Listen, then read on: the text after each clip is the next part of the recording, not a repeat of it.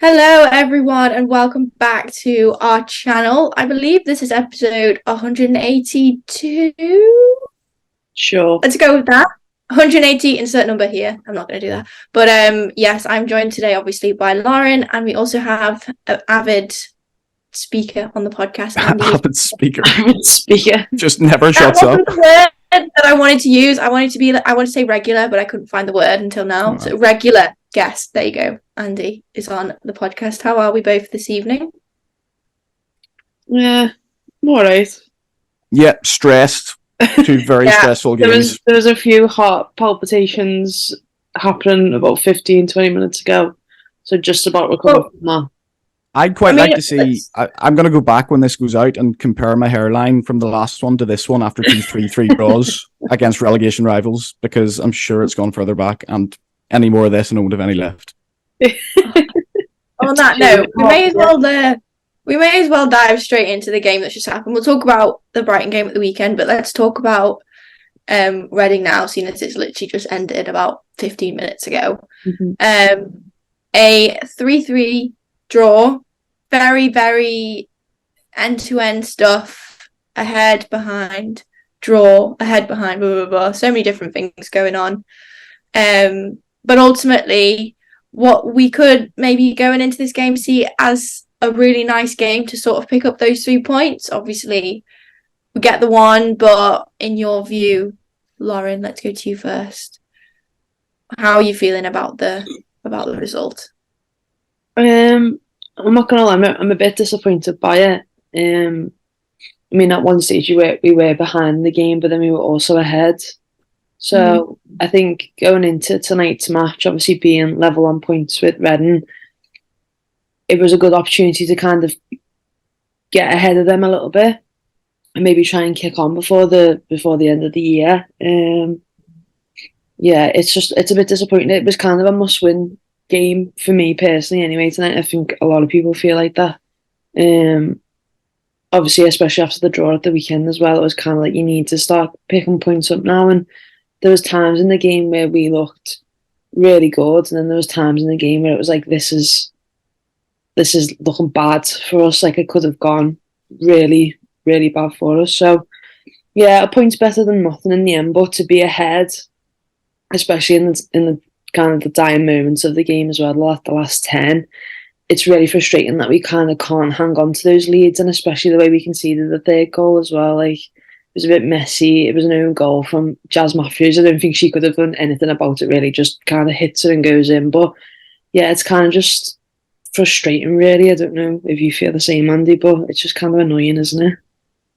It is annoying, yeah. It's annoying in terms of both of those games, because at times in both of these two previous games, I know we're talking about Reading right now, but I think, you know, there are times where you can see the difference in quality. You can see we have the better players, and you can see that, you know, it was a bit of an opportunity for us to get 3 points on the board, and ultimately wins are what normally keep teams up. You know, it's, you know, 3 points is far, far, far better than one. It goes without saying. But, you know, I think whether these are good results or whether these are points gained or points dropped will depend on this game that we're playing against Leicester with the last one before the Christmas break. If we can win that and, you know, make that gap 8, 9, 10 points, then you look at it and you think, yeah, you 2 points there, opening up the gap, that's all we need. And ultimately all we need this season is to stay up, and it looks more and more as the weeks go on like it is going to be a bit of a relegation dogfight rather than the fighting for 6th, 7th, 8th that we maybe naively thought we could do at the start of the season. But, you know, tonight we were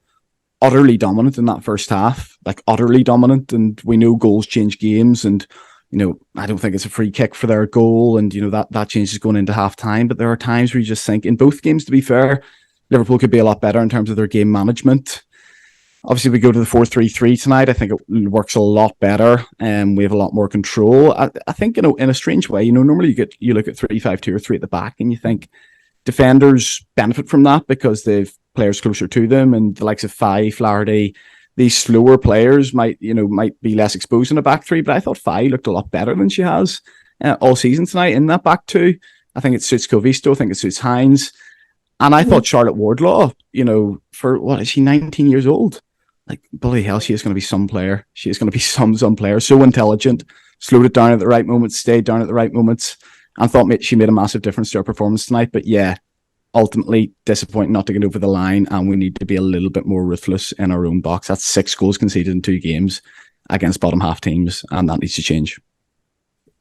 It does. I think trying to look at it on a positive note, one, it wasn't a loss, obviously, which is great, and it's another point on the board.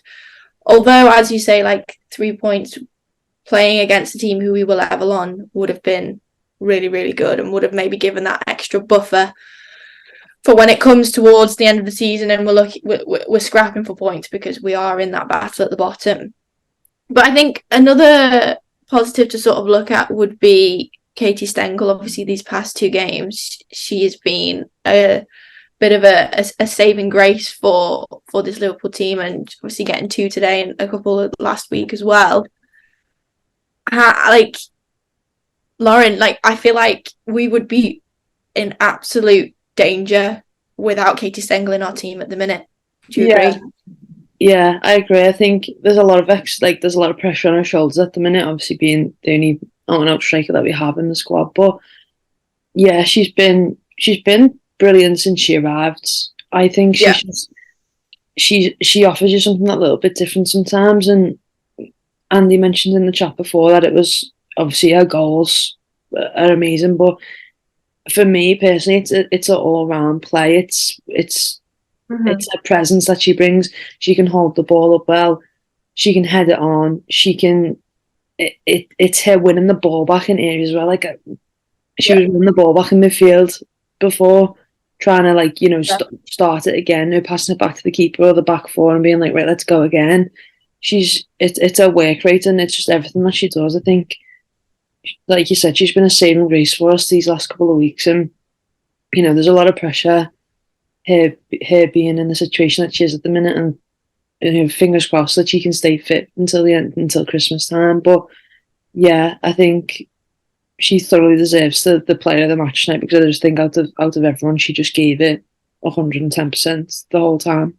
Do you know what I like as well, Lauren? There's something I didn't see last season, and that's not me doing a whole I wasn't wrong, she's just changed on Katie Stengel, because last season I very much wanted Kieran through the middle, and we'll see when Kieran comes back what the dynamic is. But something that I didn't see her doing last season, and it may be because the championship defences are a little bit further back, we're obviously favourites for games, these defences weren't sitting on the halfway line, but I never saw her burst in behind, and there's 2 or 3 or 4 times tonight where she does what I love Kieran doing, bursting in behind, getting in the channels, and winning through-ins, winning corners for us. I don't know what you guys think, but I thought she almost looks fitter to me, fitter and stronger than she did last season. Yeah. That could be bias from me, because I didn't particularly rate her as much last season, but she looks sort of a different animal this year. I don't know what you guys think.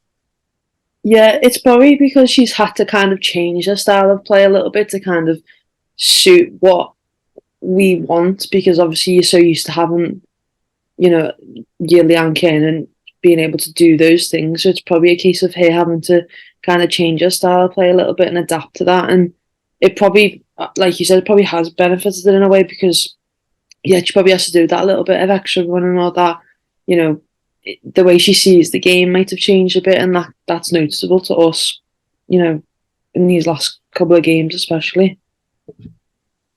Absolutely. Yeah, she does. And for when Kiernan was fit and they sort of played them both, the role that she took is very different to the role that we see now as well.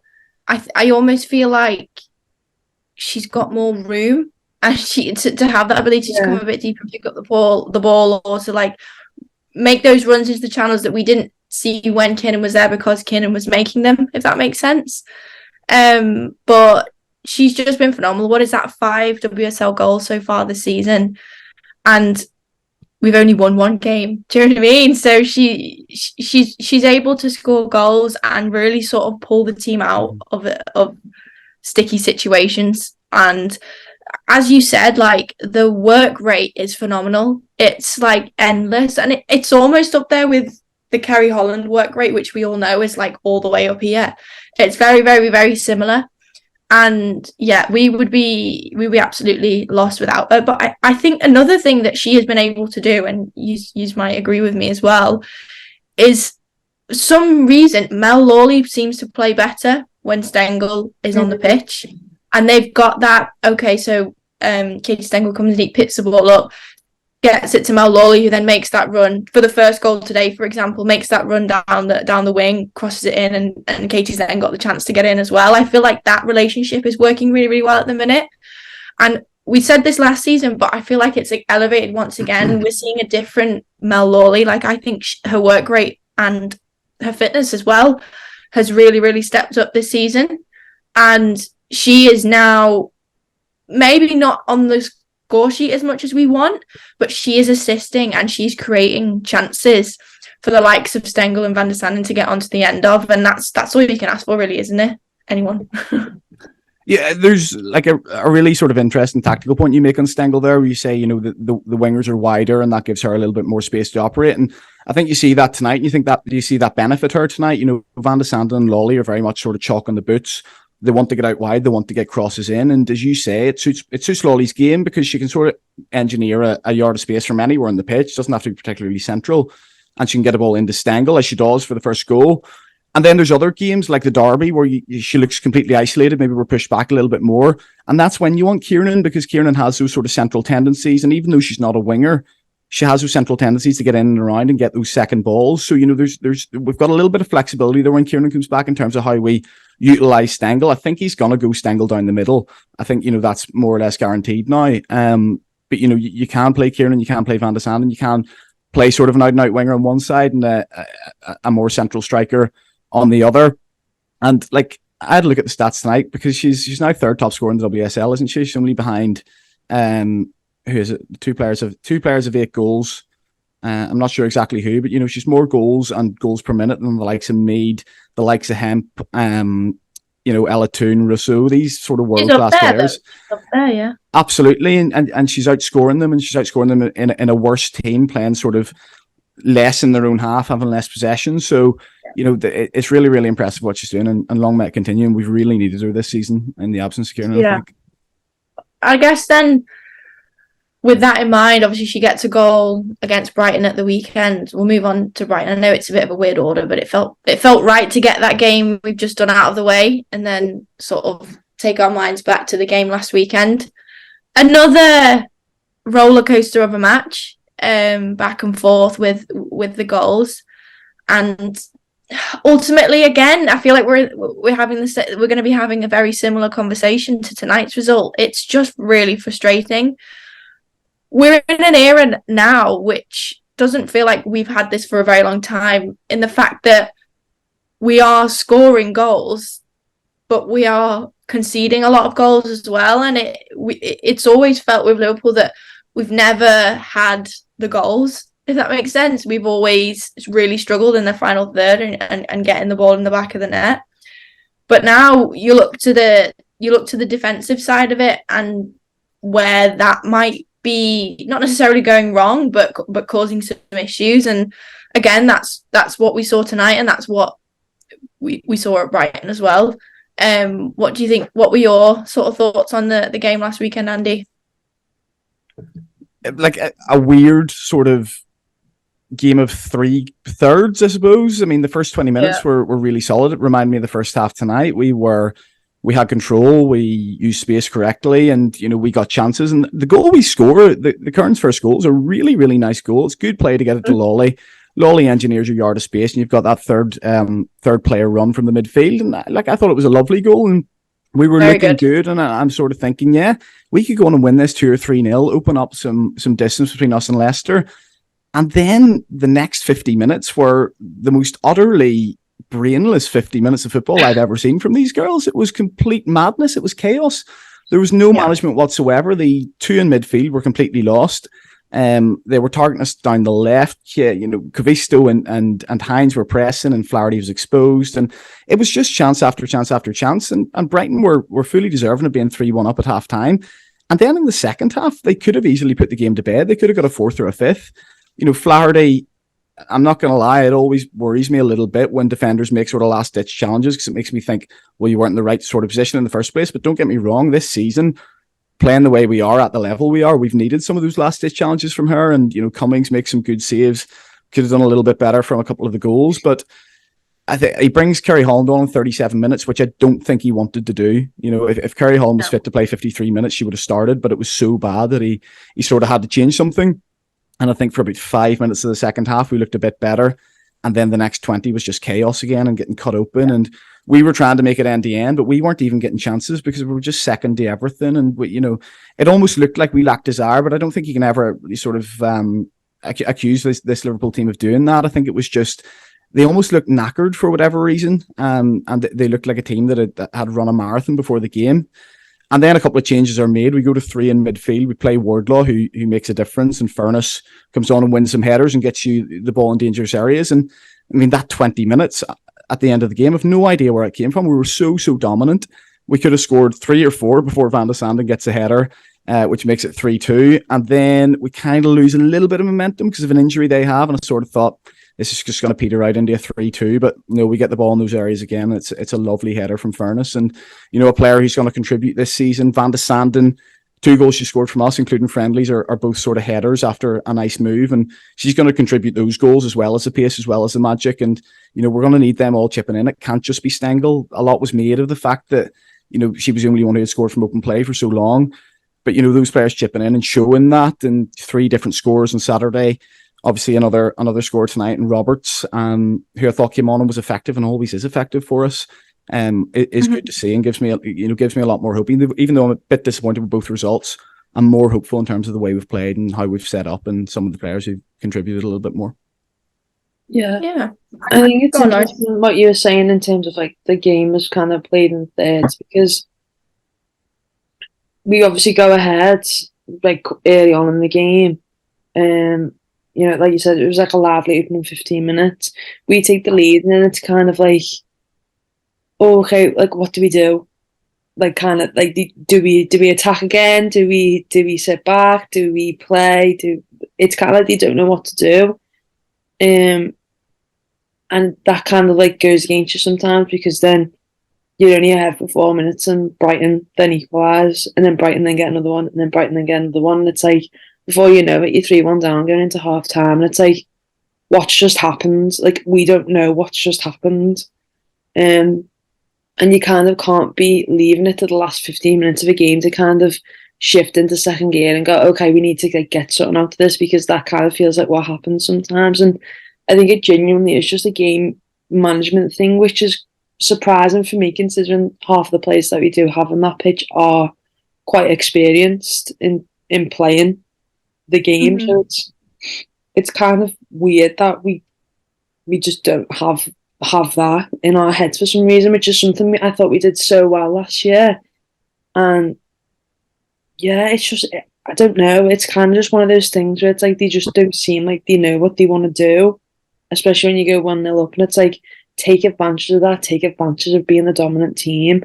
Like, don't let a team then come to you, like, you kind of set the market and be like, well, we've just gone ahead, like, we're just going to keep going and going and going.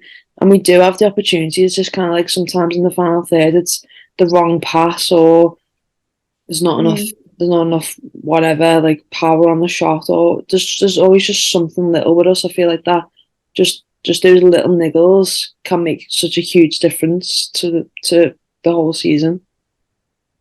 I agree. And then I guess to sort of wrap up the conversation, what can, I mean, this is the $1 million question, isn't it? What can Liverpool do now in these last few games before Christmas? Because after Christmas is a whole other kettle of fish. It's very much must win for a few of those games. But what needs to not necessarily change, but what needs to be done to get these 3 points, to secure us some sort of buffer from the teams at the bottom? Because I truly feel like this team that we have and the squad that we have is so much more capable of being higher up the table than we currently are, and is so much more capable of getting these wins and winning against these teams. Like, we should have won these last 2 games. We could have won against City. We could have won against Spurs. Like, as you said, there's these little things that just aren't dropping for us and not helping us get the 3 points in the end. I mean, if you look at who we've got next, we've got Blackburn at the weekend in the cup, so that's a nice opportunity to get a bit of confidence, possibly rotate the squad a little bit, and then back to WSL the weekend after with West Ham, which again is another, we say this every single week at the minute, but is another team where we can be picking up 3 points, and you hope another win, one win before Christmas puts us in good stead for the stint after Christmas. It makes a huge difference, doesn't it? It does, and I think it's more than possible. I mean, if it's not West Ham, then it has to be Leicester. It has to be one of them at least. Leicester, regardless. 2 of them. Yeah, it has to. Yeah, Leicester's the big one, isn't it? Because you're taking 3 points off them, but you're also stopping them taking 3 points off you. You know, you're guaranteed that they lose the game as well as winning. It seems obvious, but it's a real sort of 6-pointer, to use a cliche. Right now, we're 5 points ahead of them, having played 2 games more. Haven't played the same amount of games. Listen, the Conti Cup, I love the competition. I'm going to go on Sunday and I'm going to enjoy it. And I hope we win it and set up that last game with Man City on the midweek, because I think that'll be really enjoyable and a good little, test and something, that for the second team or the younger players to play for as well. They come in, they play the Conti Cup. They kind of know it's a second-rate competition, but they can come in and actually, here, if we beat one of the best teams in the country or even get a draw and take it to penalties, we can qualify from this group and have something to look forward to. And then that helps with the collective spirit as well, because those girls have something to look forward to as well. They know they're getting their game in a quarter-final of a domestic competition. But ultimately, everything has to be planned towards that Leicester game. And as much as we want to go and win against Blackburn, as much as we want to go and win against Man City, if playing some players in those games gives us even a 5% less chance of beating Leicester, then you don't do it and you throw those games and you take your licks and you go out of the Conti Cup. You're absolutely right about West Ham. That's a game where, okay, they're probably going to finish above us. Okay, they're an established WSL side, and they've actually looked a lot better this season than what I thought. Certainly after we murdered them and took them apart in that pre-season game down at Loughborough. But those games at home are where we need to be picking up points. It's disappointing to get nothing from Aston Villa. It's disappointing to have gotten nothing from Everton. Those games at home are where we need to pick up the points, because there's no reason why Leicester can't put a run of games together and all of a sudden you're in trouble, or they sign somebody in, at Christmas and you just don't know. So yeah, everything has to go towards that Leicester game, and it's nice to have some home games coming up as well. Can I just really quickly slaughter the referee from Sunday before we finish? Because I thought they were absolutely dreadful. Like not even biased against us, just really, really bad. There's even a point where we nearly go up and win the game after we make it 3-3, where he misses a very clear foul on the edge of our box. On the edge of our box. It should have been a Brighton free kick. But the penalty he gives, I don't understand it whatsoever. It's even if it hits Jazz Matthews' arm, which I don't think it does, and I've watched it back quite carefully. The arms by the side, your arms have to go somewhere, and it definitely wasn't a handball. And then there's something that we didn't really appeal for towards the end, and Razza Roberts went down in the box after a goal by scramble, and the goalkeeper makes a really, really reckless challenge. It should have been a penalty to Liverpool. Van de Sanden goes mental for it. Like, you listen to it back in the FA player, she's going absolutely wild at the referee. And we've got a couple of players, I think Wardlaw, I think Roberts doesn't even really appeal for it. And I wonder, could we be a little bit more streetwise there, getting the referee's ear, get them to give you a decision? That's maybe some of the younger players in that squad need to learn it. Even if you don't believe it's a foul, you appeal for everything. And, we could have got something there as well. But, I thought the referee was really, really, really poor. And, not in a way that massively, well, I think it did affect us in the end. But even aside from the big decisions, just a really, really poor performance. And, yeah, that was a shame, because that ruined a good game for me between two good teams. Yeah. Andy got his little rant in there. Thanks, Andy. I appreciate that one. Any final words, Lauren? I'd just like us to win a game. This weekend's a good opportunity. Yeah. Good opportunity to get the morale back up, I think. Did a deal with the devil against Chelsea. Beat a team you're really don't want to beat, and yeah, you're not winning to Christmas. Oh well. You're not winning to Leicester. Yes, till Leicester. That's the big one, isn't it? Yeah. But yeah, well, we've come to the end of the podcast on this very late now Thursday evening. I hope we've provided some clarity over the last 2 games and had a bit of a moan, bit of a whinge. We've got that out of our system. We've got it out. Hopefully, yous all enjoyed and felt through a vicarious episode. But yes, another week has passed and another game on the weekend, so that'll be nice to get to and have a mooch around and hopefully pick up 3 points in the Conti Cup. And as Andy said, bit of squad rotation, always nice to see the youngsters get out and play. So we'll have to see what team Matt Beard comes up with. But yes, thank you all for watching. Thank you, Lauren, and thank you, Andy, for jumping on this week. And yeah, if you enjoyed this video, make sure you hit the like button. I always get that wrong, but I smashed it. And if you like our content, please subscribe. We post pretty much weekly, sometimes bi-weekly. And we talk about all things Liverpool women. So yeah, make sure you hit the subscribe button and get involved whenever you like. So yeah, thanks everyone for watching. We'll see you at the weekend with some post-match content. Ta-ra. Bye.